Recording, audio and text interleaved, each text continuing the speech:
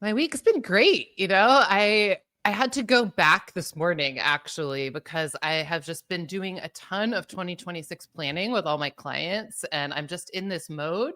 And this morning I was like, I read something that Ben posted on LinkedIn over the weekend and I feel like it's really speaking to what I'm feeling in the world right now. And like deep in a very long rant of yours, not that, and Oh. maybe not a rant. I think you call it a weekend musing or Oh something. yes. Yeah, Oh yes. yeah. Those usually spin up when I'm like at the gym and like all the juices are flowing and I'm like I just got to get stuff out and so Well, yeah. deep in there, like towards the bottom, you said, dream boldly, reverse engineer relentlessly, and welcome the friction. And it's like completely sums up where I'm at in my world right now. I'm just in this like think about everything that could be, but then also like truly think about the mechanics of how you get there.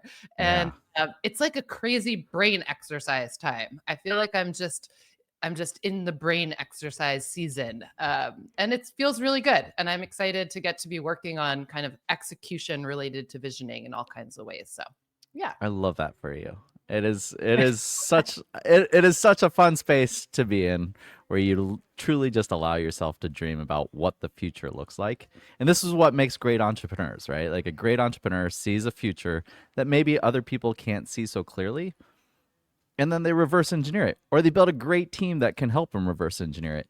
And of course, those plans are usually long and bold and they change. And so Yeah. the friction is an important part because pivots happen, feedback happens, people way smarter than you come along and they give you new intel. And so it's just this constant effort of listening, re engineering, but always believing that you do understand where the future is going to be. And it's intoxicating for people to experience that. Like when you're so sold on a vision of the future, like people want to be a part of that and they want to help you build it. Yeah.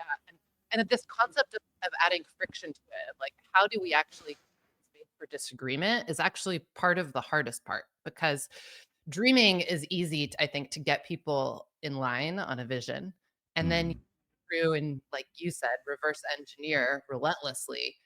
But then figuring out how to let people say, like, I really disagree with that plan. And here's another look at it is part of I think the biggest challenge of like really good planning. So anyway, yeah, Mm. great. I loved what you said. I'm glad you put it out there. I always use kind of this concept of can you prove it in the spreadsheet? That's the way that I you like this reverse engineering concept is like, all right, let's go with our gut, let's go with our heart, let's follow our dreams. And now can you figure out how you're going to follow it on a spreadsheet? Can you prove it with assumptions? Can you show how the business model is going to work out? And it's the season for that. Q4, folks. If you're not doing it, you're falling behind. That's all I got to say. Oh man, yeah, neck deep. It is hard. I just gotta say, I think we talked about this last week, but it is hard to keep the train on the rails and start planning for the next year. It's just a lot of work. Q4, I don't know Sure. if it's just our industry or if it's just always in every industry, but Q4 is intense. Like the number of conferences, business getting done. I think people are trying to get their entire quarter done before December hits. Um, yeah, Yeah, you definitely want to feeling it close right out with now. a bang. Also, it's true. It's like end strong. Well, how are you doing? I'm good. I'm good. What have I been doing? I was recovering from last week. My voice was much deeper last week on the podcast, so that was evident of the fun that we had in Vegas. But just been trying to get through this.